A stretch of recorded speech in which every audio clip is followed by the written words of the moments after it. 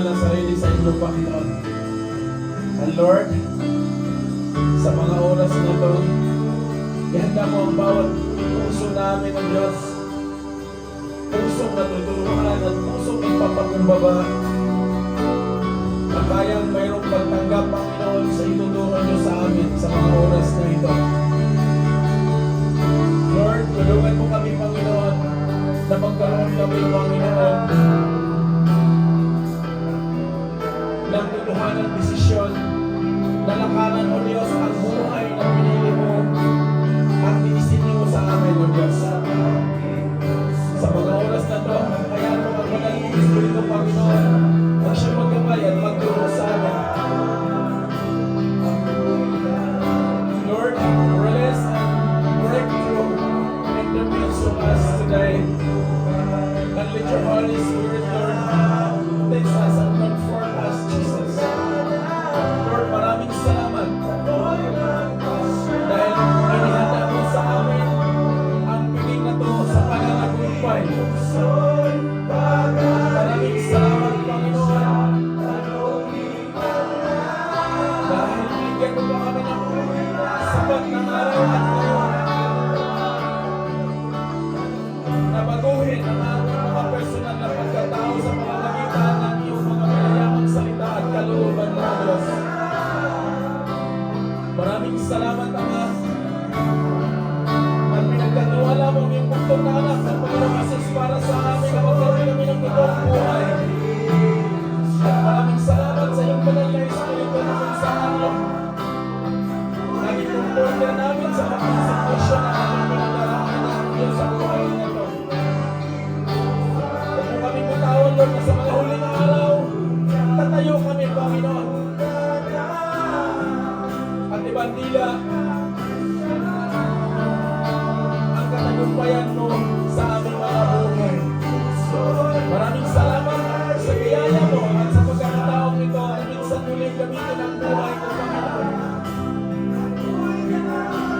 Maraming salamat sa pribilehiyong gamitin mo, Panginoon, daluyan ang iyong mga mensahe. Guard mo, Panginoon, ang bawat puso namin. I-guard mo, O Diyos, ang aking buhay na tayong tayo lamang ang siya maimas sa aming kalagitnaan sa mga oras na ito. Lord, maraming salamat. Maraming salamat sa biyayang ito. Hallelujah. Maraming salamat na nilagay mo kami sa pananagumpay sa mga oras na ito. Maraming salamat sa biyaya mo. Purihin ka, nagilang ka sa lahat. Baguhin mo ang aming mga buhay. Itsunin mo, Panginoon, ang aming mga desisyon. Bigyan mo kami ng sapat na liwanag. Sapat na panahon na mag-i-render namin, O Diyos, ang aming mga buhay. Kasama ang aming mga pamilya. Purihin ka, nagilang ka sa lahat. In Jesus' name I pray. Amen. Joy. Hallelujah. Palapakan natin ang Panginoon.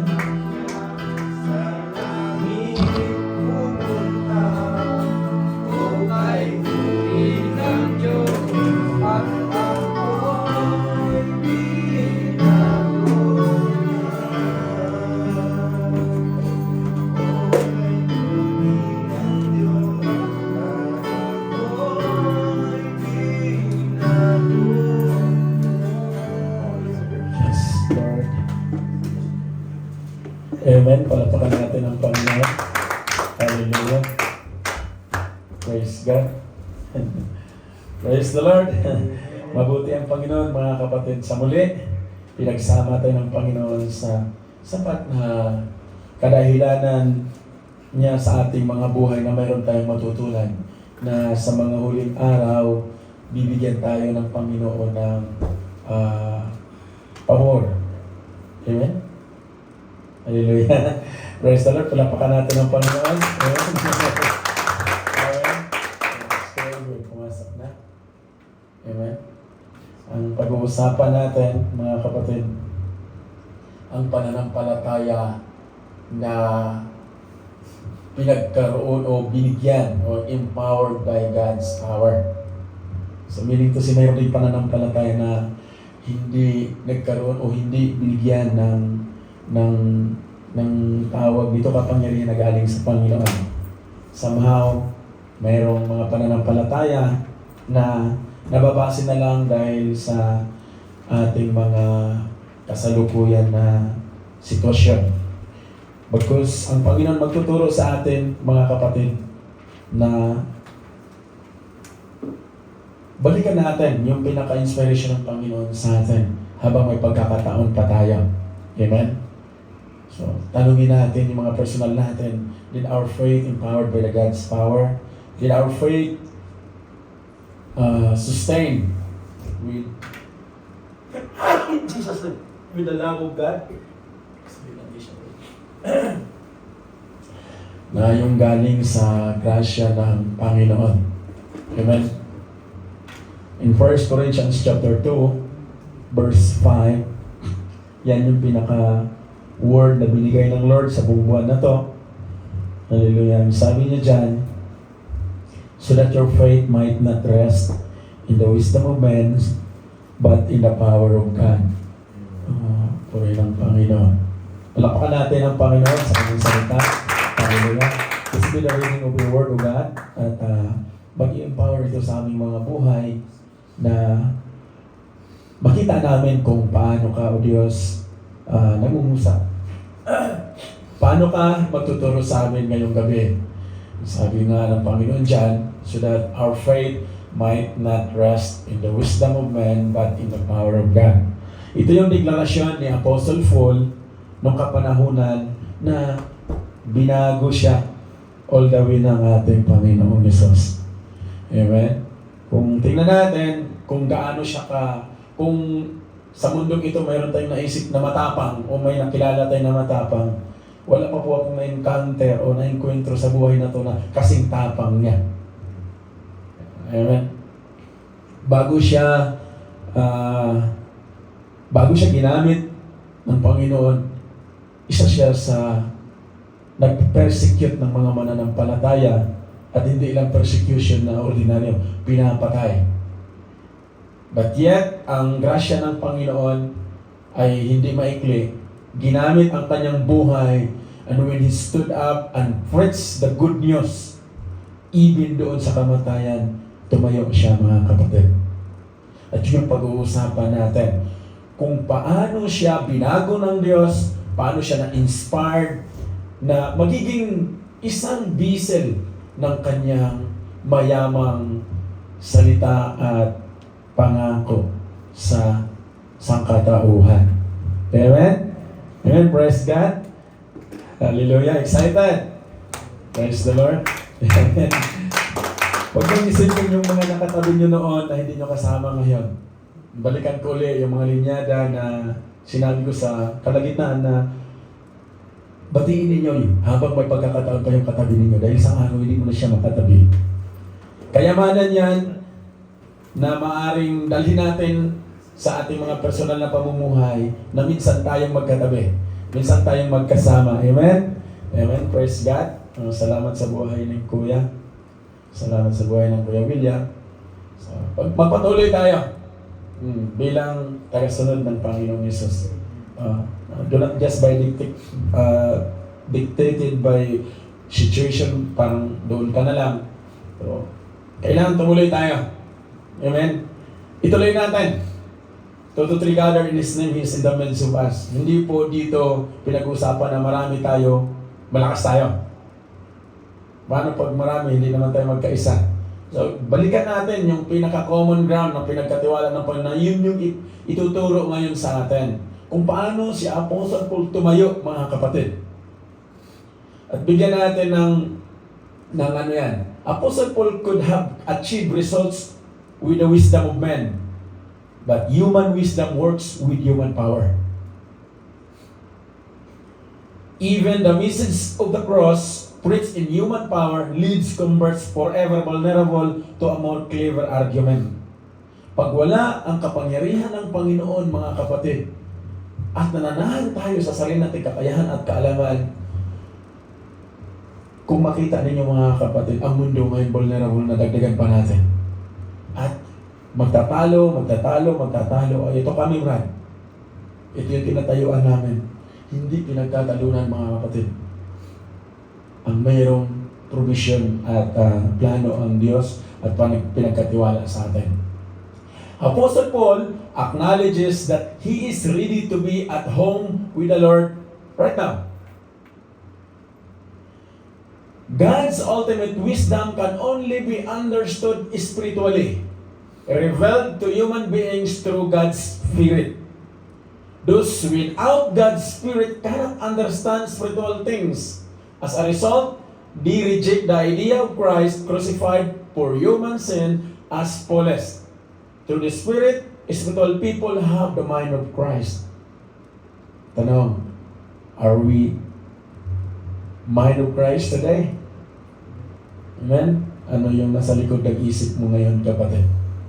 Ano yung mga schedule na kailangan mong tayuan? Binanggit niya dyan sa verse 5 that your faith should not be in the wisdom of men. Hindi ka nandito dahil inimbita ka. Nandito ka dahil may purpose si Lord na kailangan kang makarating sa piging niya dahil mayroon siyang ibibigay sa iyong kayamanan. Pwede ba yan? At ang kayamanan na yon, hindi yon disusi. Binigay ng Lord sa atin, sa bawat isa, dahil mayroon siyang malinaw na nais at purpose at rason sa ating mga personal na pamumuhay. Apostle Paul came in a demonstration of the Spirit rather than in the power of his speaking ability. Kung aralin natin kung sino si Apostle Paul, isa po siyang Pharisee. Memoryado niya ang batas, the law, which is ang salita ng Diyos. Kaya, kung titingnan natin sa kapanahon natin, malayong-malayo tayo mga kapatid, minsan nga, di na nga natin nababasa ang Biblia eh. Pero sila inaral nila. So the word that indicates false or Apostle Paul basis for coming to Corinth, sa Corinthians, is the demonstration of the Spirit. Faith does not rest on the human facility but God's power. Amen? Ang pananampalataya ay mag-uumpisa yan sa ating mga buhay sa pamamagitan ng kapangyarihan ng Diyos at yun yung pag-uusapan natin ngayong gabi, mga kapatid. A crucified Savior can be preached in divine power only by crucified preachers. At ito yan si Apostle Paul, mga kapatid. When he preached the Word of God, when the Lord Himself binago siya, he was changed from glory to glory, mga kapatid. Tumayo siya. Uncrucified preachers succeed by human power, develop churches grounded in a weakness of human power and the folly of human genius foundation for the flesh. At bantayan natin dahil ito yung nagaganap sa kasalukuyan.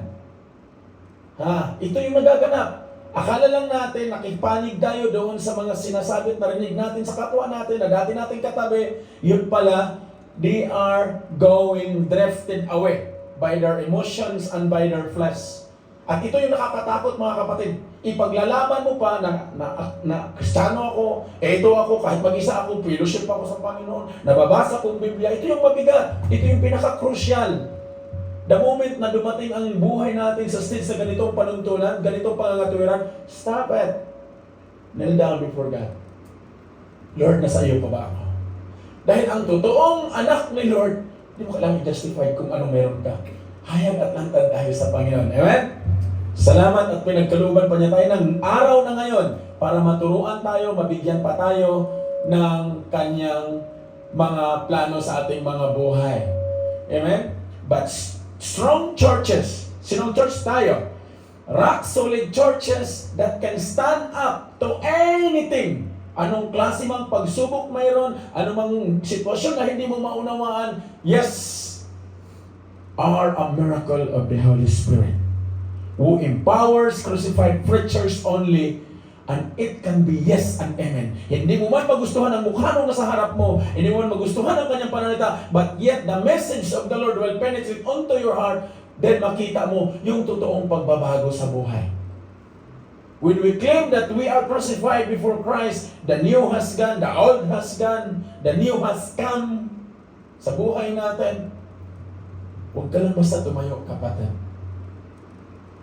Praise Jesus all the way sa iyong buhay. At hindi natin kailangan na i-justify yung mga bagay-bagay na hindi naman natin kailangan. Nawa ngayong gabi, ready tayo sa maaring ituturo ng Panginoon. At ito ang Apostle Paul na binago at tinawag ng Panginoon to preach the gospel. Amen. Kaya ngayong gabi, tingnan natin kung paano siya ginamit ng Diyos. In 1 Corinthians chapter 1, verse 20-24, where is the wise man? Where is the scribe? Where is the debater of this age? Yung mga nagdidebate. Has not God made foolish the wisdom of the world?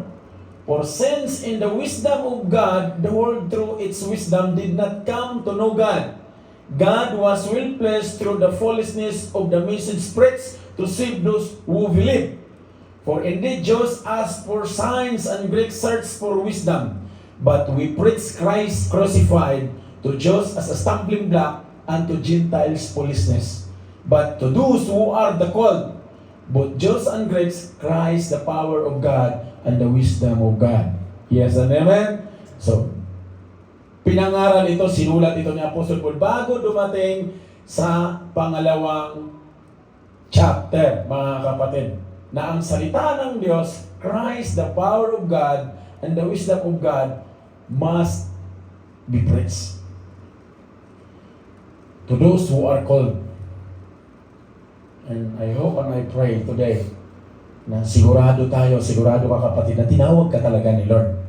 The moment na marinig mo ang boses ng Panginoon, huwag mong bitawan.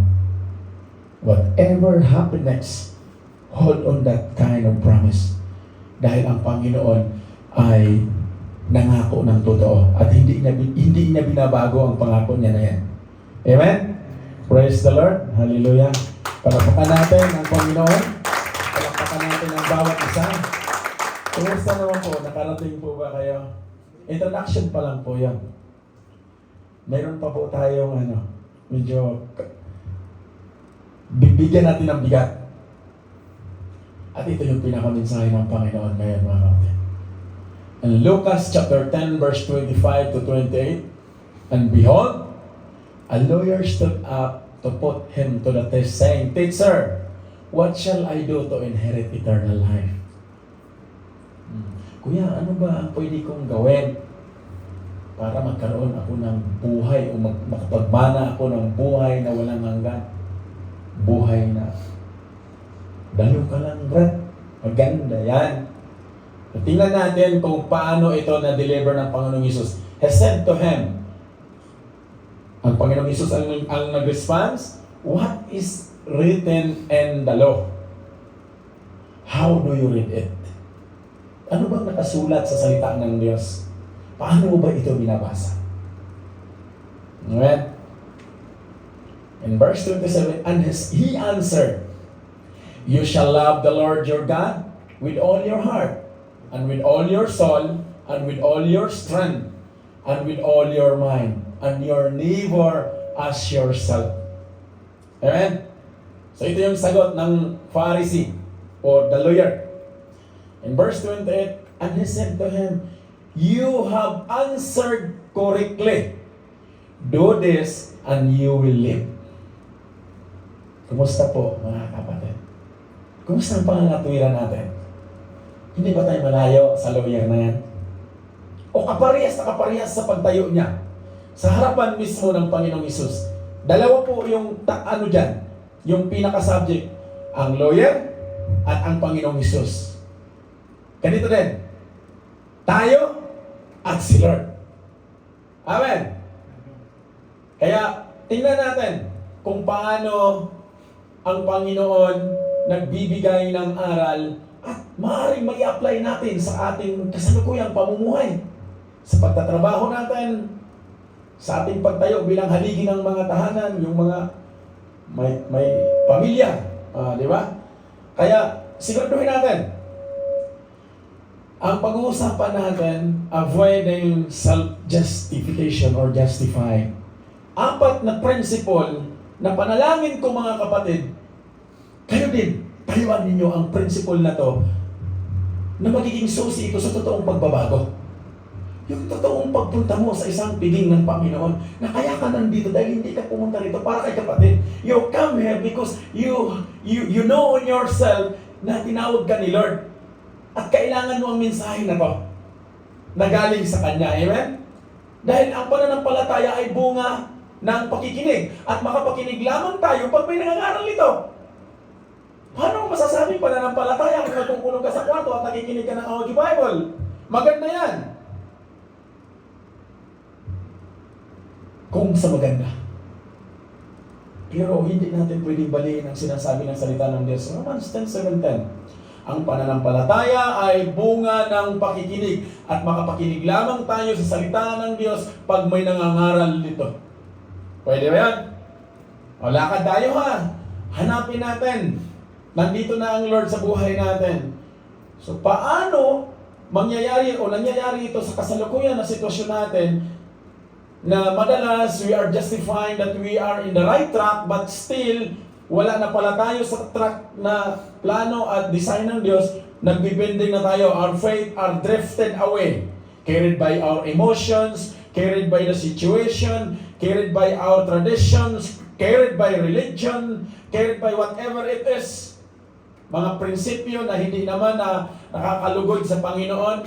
So, balikan natin paano ang Panginoong Hesus nagtuturo, mga kapatid. Amen? Una, do not test our God by our actions. Paano, mga kapatid? Huwag nating pangalandakan ng, ay Lord, ako sa iyo ako, Lord. Tapos dumating yung sitwasyon, hindi na maintindihan. Do not test our God by our actions. In what way? In verse 25, and behold, a lawyer stood up to put him to the test, saying, Teacher, what shall I do to inherit eternal life? Kung dalhin natin sa kasalukuyan, sa timeline natin ngayon, walang ibang lawyer na yun, kundi ikaw at ako. Lawyer tayo sa mga sarili natin. We have a lot of reasons. We have a lot of grievances for the sake na maitayo natin yung tayo. Wala tayong pinagkaiba sa lawyer na yan. Sa timeline natin ngayon. Testing the Lord. Tingnan natin kung ano sinasabi ng salita ng Diyos. In Luke chapter 4 verse 12, and Jesus answered him, it is said, you shall not put the Lord your God to the test. Amen?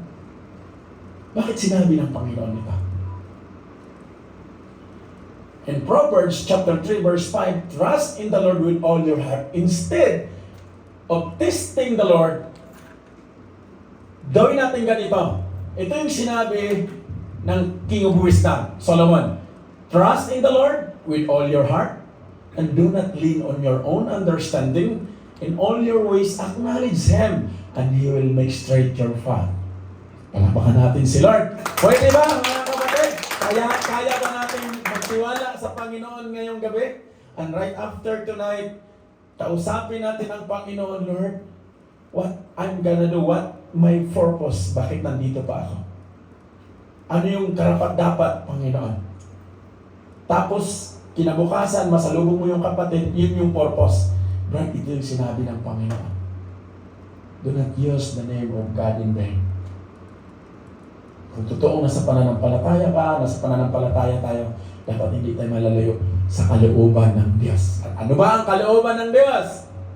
Na tayo ay maniniwala at mananampalataya na pinako ang Panginoong Hesus para sa iyo at sa akin na magkaroon tayo ng totoong buhay, eternal life. Amen? Kaya tingnan natin, pangalawang principle, do not be ignorant. He said to him, what is written in the law? Yung bang tamang, sige nga,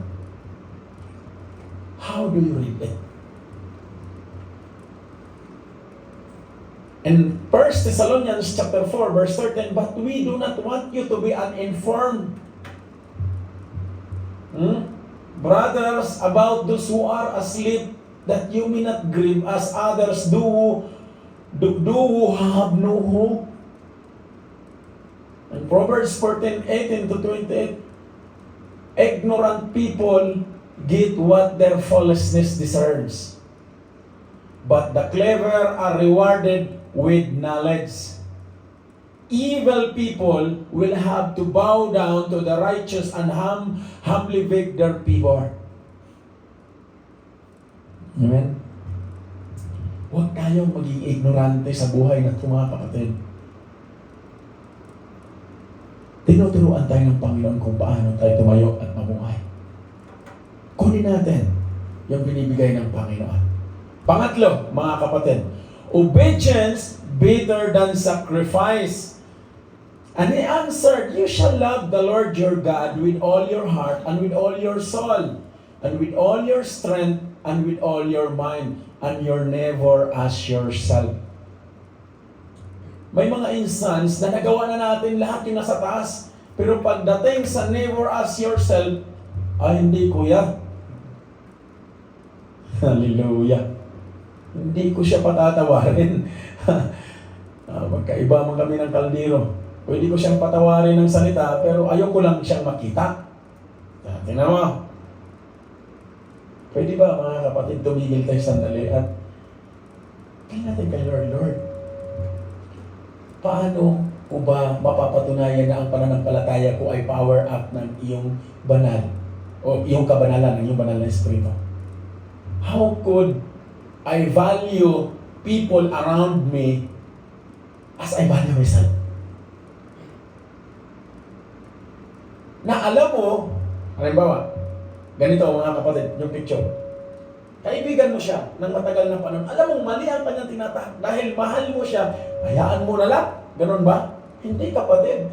Dahil mahal mo siya, you love him as you love yourself, you will point something wrong in that kind of pathway na maaaring mapapahamak siya. Kaya maigi na di baling masaktan, masabi mo na ito yung tama dahil ito yung salita ng Diyos. Do not tolerate something else para lang masabi mo na kapatid kita, kaibigan kita. No, kapatid. Ayaw ko ng ganong klaseng kaibigan. Mga tamang playing safe. How could we love our neighbor as ourselves? Huwag natin itolerate yung mga mali. Lalo na pag dumating sa timeline ng pagkatao natin na pinaranas ito ng Panginoon. Point them to Jesus. And let's point ourselves to Jesus as well. Dahil ang nakagawa dito na perfectly, walang iba ang Panginoong Hesus lamang, mga kapatid. At ito yung sinasabi ng Panginoon. In 1 Samuel, chapter 15, verse 22 to 23, and Samuel said, hath the Lord as great delight in burnt offerings and sacrifices, as in obeying the voice of the Lord? Behold, to obey is better than sacrifice, and to hearken than the pots of bronze. Ano ba yung sinakripisyo mo ngayon, kapatid? Let's obey the Lord. Yung nais niya sa ating buhay. Pag natagpuan mo ang kayamanan ng Panginoon ngayon, huwag mo nang bitawan, kapatid. Amen? For rebellion is as the sin of witchcraft, and stubbornness is an iniquity and idolatry. Ito yung pinakamabigat, mga kapatid. Kumusta po puso natin? Nag-rebellion ba? In Jesus' name? Release niyo yan. Akala niyo lang nandito kayo, pero hindi talaga kayo nakarating sa piging ng Panginoon. Why? You have a rebellion heart. Sin as witchcraft. Bayan ba kayo? Ano yung witchcraft? Kukulang? Yung mga gumagawa ng may mga manyika ba? Ano ba? Pag sobrang galit na, kung ano manyikas kabinet, yari ka talaga, kuya na, pagkakita ka sa Pilipinas, yari ka talaga. Hallelujah! Mayroon mga pusong ganun, mga kapatid, bitawan natin kay Lord. Release that. Para magiging masaya ang lakad. Hindi tayo nakasimangot. Amen! Sa mukha lang siguro, baka nilamig lang. Amen, salamat. Malamig talaga. Kanina pa talaga ako nanginginig. Ganon na ako. Sabi ko, Lord, lamig na dito ah. Pwedeng magreklamo, pagalitan tayo. So, sige na lang. Pero malamig talaga. Balikan natin, mga kapatid, ang salita ng Diyos. Pang-apat, discipline on how we heard Him. Kailangan matututo tayo na disiplinahin din natin yung ating mga personal na narinig natin si Lord. Huwag lang basta natin marinig sa kung saan-saan. Dapat si Lord talaga yung marinig natin. Amen? And He said to him in verse 20, "You have answered correctly. Do this and you will live." Ito yung sabi ng Panginoong Isus sa kanya, sa lawyer. Tayo, lawyer tayo sa mga sarili natin. Dami natin paliwanag eh. Hallelujah. Ito, lawyer. Dali natin sa kasalukuyan natin. Tayo talaga yan eh. Lawyer talaga ba? Kwentuhan na lang, magpapatalo pa. Lawyer nga eh. Hallelujah. Hallelujah. Hallelujah, mga kapatid. Hallelujah, ganun. Kwentuhan na lang ko yan kasi papatalo ka pa. Ito lang alam pwede eh. Mga kapatid. Balikan natin. Ito yung sinasabi ng salita ng Panginoon. In 2 Peter chapter 2 verse 12, "These false teachers are like unthinking animals, creatures of instinct, born to be caught and destroyed. They scoff at things they do not understand, and like animals, they will be destroyed." Papayag ka ba? Tawagin kang animal? Ako di ako papayag, anak ako ni Lord. Lord, sa'yo ako, huwag mo lang ako tawagin animal. False teachers are like unthinking animal, yung mga animal na hindi nag-iisip. It is written. Kaya pag na-kay Lord na tayo, when we are crucified together with Christ, the old has gone, the new has come. Panghawakan natin, pwede, amen? Panghawakan natin. Kailangan. At ito yung nais ng Diyos sa atin. In 1 Corinthians chapter 9, verse 27, Apostle Paul standing this way, "I discipline my body like an athlete, training it to do what it should. Otherwise, I fear that after preaching to others, I myself might be disqualified." Sa kasalukuyan, marami nang na-disqualified. Lalo na sa mga pinapanood sa YouTube, mga klase-klaseng mga nakikita. Alam niyo mga kapatid, mayroon ng principle si Lord na nilalagay sa puso natin. Sundan natin. And the revelation Himself comes from the Word of God. Wala pong revelation away from the Word. Balikan natin yung salita ng Diyos. Diyan tayo mga kapatid mag-common. Yung common na, ito pala si Lord. Ito pala yung Diyos na mayroon tayo. Amen? Yun yung totoong pagbabago. In conclusion, church, the lawyer's words show us how much clear-headed knowledge a person may possess, while his heart is full of wickedness. There's a man who talks of loving God with all his soul and loving his neighbor as himself, while he is actually tempting Christ and trying to do him harm, and anxious to justify himself and make himself out a charitable man. Tanongin po natin sa sarili, hindi ba tayo yan? Puso natin. Yung nilalaman. Naglalaban natin. Yung mga head knowledge natin. Yung lawyer na yan, mga kapatid, tayo po yan. Paano po tayo tumatayo? Let us ever be aware or beware of this kind of religion. Clear knowledge of the head, when accompanied by determined impenitence, the trait of refusing to repent, our heart, yung nagre-refuse na yung ating katayuan, yung status ko natin, we are refusing to repent before the Lord. Bantayan nito mga kapatid. This is the most dangerous state of our soul. Kay Lord ako. Pero yung puso wala na. Hindi na nagpapakumbaba. Hindi na nag-govern by the love of God. If you know this, things, says Jesus, happy are you if you do them. Kung ikaw ngayon alam mo to kapatid, you discerned by the Lord, happy are you if you do them. John 13:17. In application, church, let us not forget in living this passage to apply the high standard of duty which it contains to our own hearts and to prove our own selves. Do we love God with all our heart and soul and strength and mind? Do we love our neighbor as ourselves? Praise God, hallelujah. Verily, we are all guilty in this matter. The rest of us, however holy we may be, come far short of perfection. These passages should teach us our need of Christ's blood and righteousness. Apart from the Lord, we cannot do anything. Ikaw at ako, kailangan natin si Jesus, mga kapatid. Amen? Palapakan natin si Lord. Kailangan natin si Lord. Abante! Amen?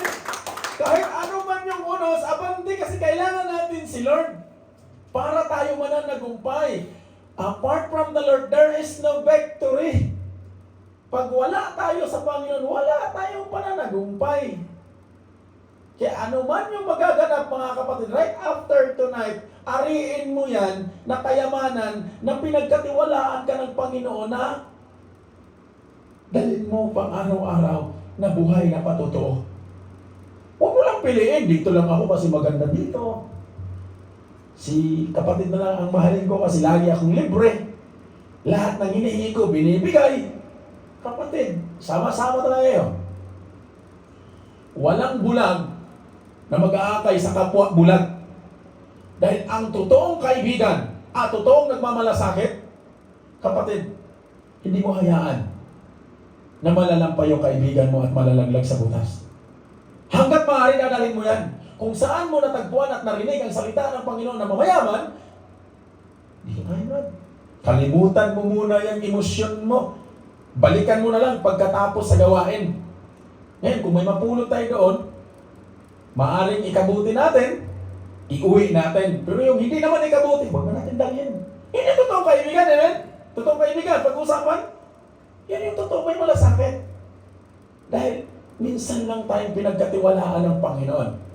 To Him we must go if we would ever stand with boldness in the front of God. Stand as a warrior and a sons and daughters of Christ. Tayuan natin. From Him we must seek grace that the love of God may become ruling principles of our lives. Yung pagmamahal na galing sa Panginoon, hindi yung pagmamahal na galing sa mundong ito, mahal ko si kuya, kaya lahat ng mali niya, tinatakpan ko. That's not love. Hindi yan totoong pagmamahal. Galing yung kay Satan, generated by the worldly flesh. When you really love your neighbor as yourself, hindi mo ito tolerate ang mali-mali na yan, kuya. Balik tayo sa salita ng Diyos. Doon tayo sama-sama. In Him we must abide that we may not forget His principles. Tonight, may 4 na binitawan si Lord. Do not be ignorant. And that we may show others that by them we desire to live as well. Dinidesire po ba natin? Mga kapatid, ay, si Kuya Nas ang nakaschedule, huwag na kayong sumagot. Hindi tayo dadalo, sabihin natin, busy tayo. Maglalaba tayo, may pasok tayo bukas, maglalaro tayo ng basketball, ano pa, magsha-shopping tayo. Mayroon tayong maraming ticket doon sa grocery. Ganun ba? Ano kapatid, nakakalungkot isipin. Eh, Kuya Nas, tatawa lang, purihin ng Panginoon, naging totoo sila, Lord. Pero totohanan, Lord, malayo talaga sila sa iyo. The moment na we allow the Lord work in here sa puso natin, mga kapatid, kailangan mo justify. Hindi mo kailangan makipag-argue. Relax ka. Kasi alam mo kay Lord kaya rin. Hindi mo kailangan, ganda ko talaga ito si Kuya, makita ko lang talaga ito. Tawag ka sa Pilipinas, handa nyo yung mga manika natin dyan, tsaka yung mga yung malalaking aguha. Ano ba Tagalog ng aguha? Yung tinatahi sa... Pag nagkatay ka, naglitsod ka ng baboy, tinatahi ka naman, purihin ng Panginoon. Pero wala dito yan, ha? Kahit anong galit natin, dalhin natin kay Lord. Kahit anong sitwasyon, Lord, galit na ako, Lord. Sitwasyon ako, Lord. Hindi ito masusolve na kung kanino lang, kundi ikaw lang. Pwede ba yan? Amen? Palapakan natin sa Panginoon. Ang last thing, mga kapatid, kahit ito kayo. Hallelujah. Yes. This is the message of God. Hallelujah. In Ephesians chapter 6, verse 7 and 8, serve wholeheartedly, as if you were serving the Lord, not people, because you know that the Lord will reward each one for whatever good they do, whether they are slave or free. So tonight, we are given by the Lord a freedom.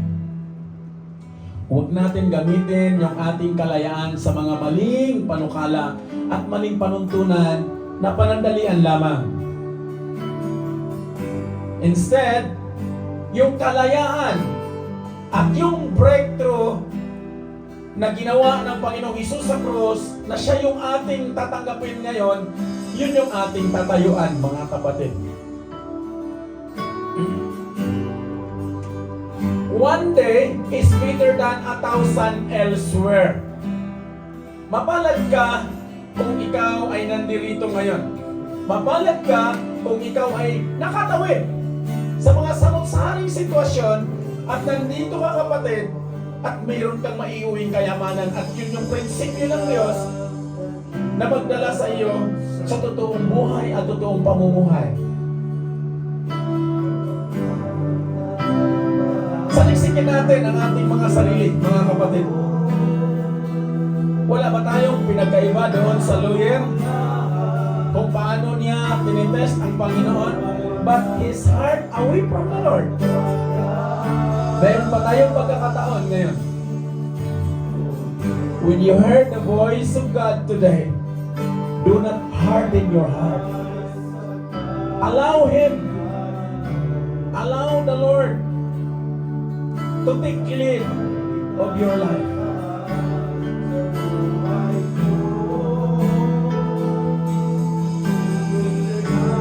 Hallelujah. Hallelujah, Lord.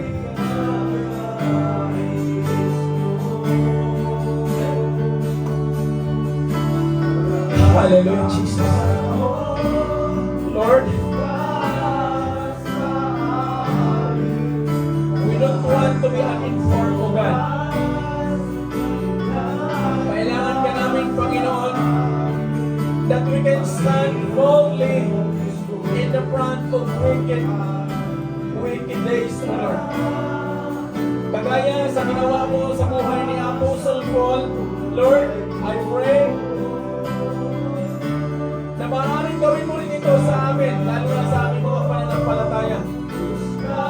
That we can preach the gospel all the way, na siya namang aming na-encounter at naranasan. At Lord, sa mga oras na to, I pray for your church, that their life will never be the same again. And I declare, Lord, na marami kang magandang plano o magagandang plano sa bawat isa. Lord, I declare na ang araw na to ay open door sa bawat isa to avoid to test you, Jesus. But instead, obey all of your statutes and commandments, Lord. Maraming salamat, Panginoon. Maraming salamat sa grasya at biyaya mo na pinagkatiwalaan mo pa kami ng araw na ngayon na mabago ang mga baluktot at mali naming mga prinsipyo. Lord, ipaalala mo sa amin right after tonight, pagkalabas namin sa sanctuary mong ito, ang mga inuturo mong Panginoon. Help us, Lord, to be a genuine Christian that are willing to submit unto you. Maraming salamat, O Lord, sa biyaya mo. Maraming salamat sa pinagkatiwala mo, Panginoon. At maraming salamat sa kongregasyon na to, Panginoon. Sabi niyo, Lord, mapalad ang may pandinig at marinig ang mensahe ng Panginoon sa kanyang iglesia. Kapatid, mapalad ka na narito ka sa gabi ito para sa mensahe ng Panginoon. Panghawakan mo at iuwi mo ito ng kayamanan. Hide this on your heart as treasure. so that you will not get set on it. Itago natin sa ating mga puso ang salita ng Diyos nang sa gayon hindi tayo magkakasala, mga kapatid. Hallelujah. Hallelujah, Lord. Yahweh, Yeshua, Adonai, our Shaddai, our God Almighty. Lord, maraming salamat sa pinagkatiwala mo sa amin na kayamanan sa gabi nito. Maraming salamat sa mga itinuturo mo, Panginoon. At maraming salamat sa mga ninanais mo na maaaring tanggalin namin sa aming mga personalidad, Panginoon. Lord, maraming salamat sa iyong mensahe na siyang magiging ilaw namin sa aming paglalakad, Panginoon. Maraming salamat sa iyong banal na Espiritu na siyang nagtuturo sa amin at papaunawa sa amin sa pinakamensahe mo, Panginoon. Lord, patuloy mo kami pakaisahin sa isang pananampalataya. Pakaisahin mo kami sa isang crown na nagmula lamang sa inyo, Panginoon. And Lord, extend this message of yours doon sa mga kapatid na hindi na namin nakasama.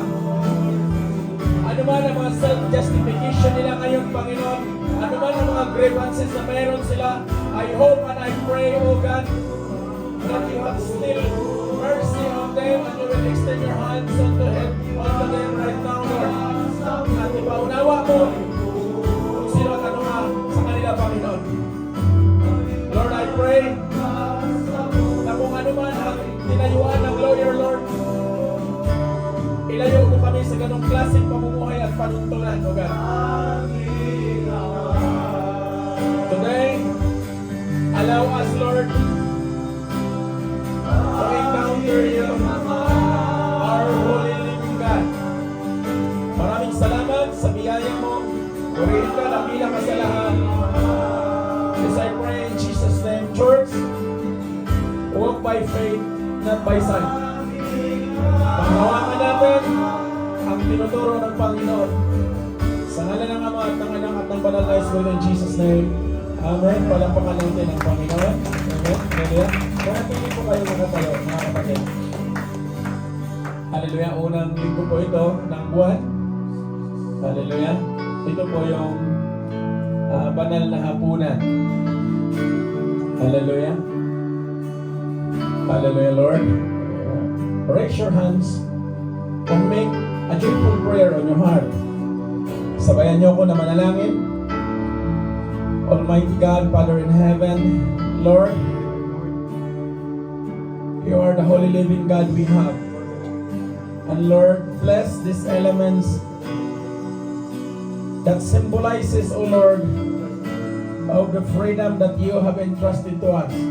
The bread symbolize your body, Lord, na nabayubay doon sa cross.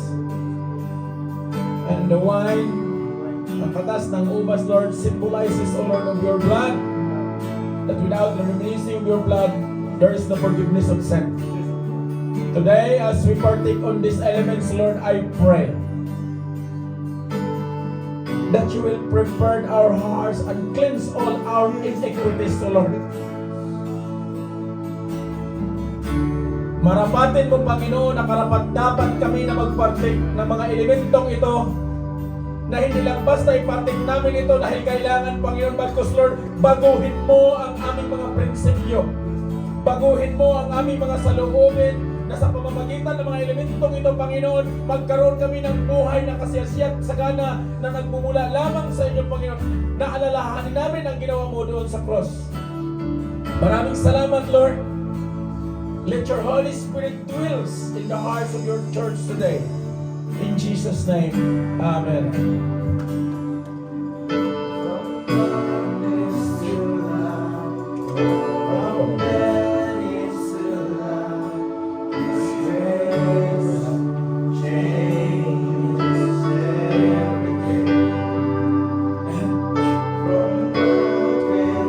Hallelujah.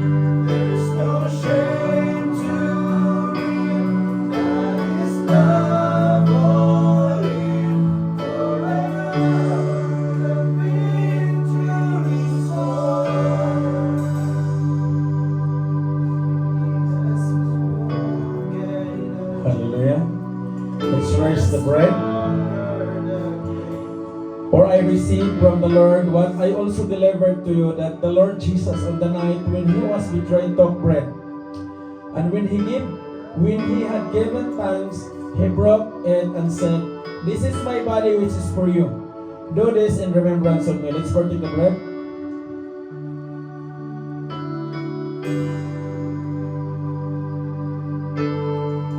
Raise the cup. In the same way, also he took the cup after supper, saying, "This cup is the new covenant in my blood. Do this as often as you drink it in remembrance of me." Let's drink it.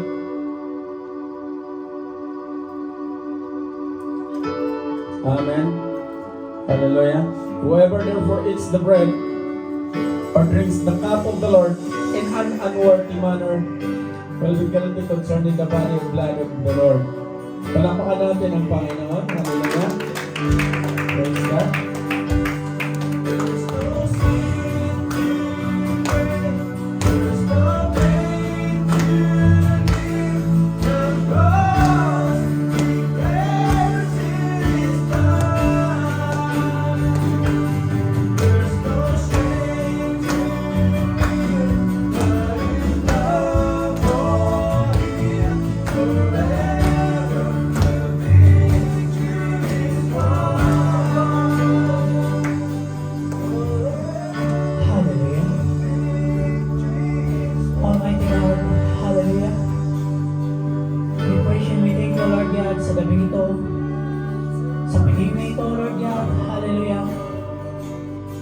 Na kung saan, O Lord God, kami ang iyong naging panauhin sa gabing ito. Salamat sa mga mayayamang salita na hindi kami magiging katulad ng isang lawyer, O Lord God, na punong-puno ng kaalaman sa mundong ito, O Lord God. Bagkus, salamat sa banal na Espiritu Santo, O Lord God, na kung saan, O Lord God, na siyang nagtuturo sa bawat isa sa amin kung paano namin at kung paano kami lalakad sa mundong ito, O Lord God. Hallelujah. Thank you for the wisdom, O Lord God, that you are given, O Lord God. Thank you for the knowledge, O Lord God. Hallelujah. Na nagmumula sa iyo sa mga salita mo, O Lord God. Hallelujah. Even though, O Lord God, si Apostol Paul, na kung paano mo pinago ang buhay, O Lord God. Hallelujah. From the moment that is first hit, all the Christian and the believers, O Lord God, you change his life, O Lord God. We thank you so much, O Lord, today, that you will change our life, O Lord God. Thank you, O Lord God, for your word that you are giving to us, O Lord God.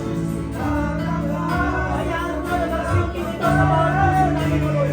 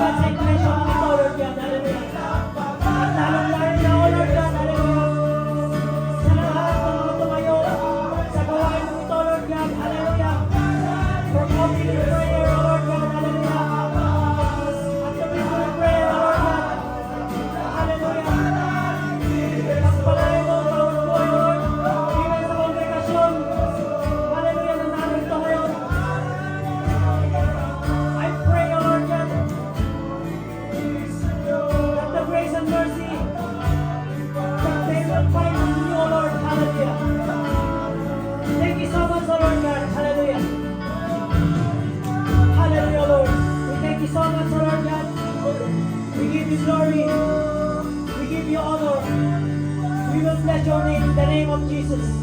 And all the brethren and the beloved will all say, Amen. Amen.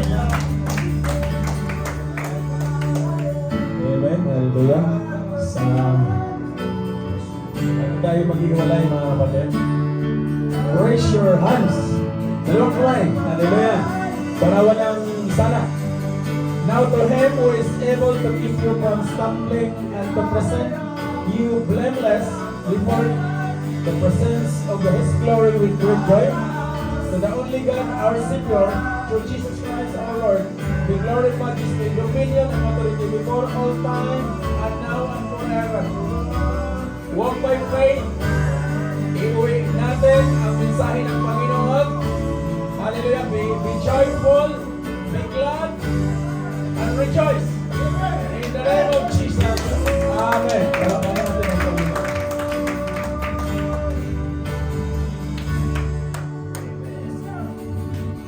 Praise the Lord.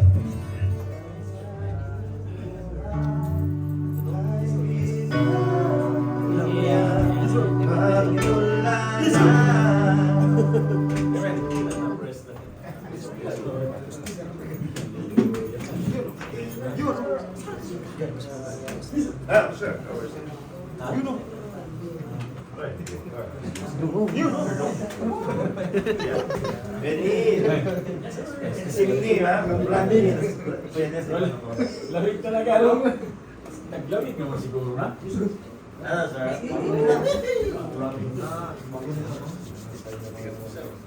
Awit kayo. Ihahayag dakilang Hello, kuya. Pero malamig talaga eh, no?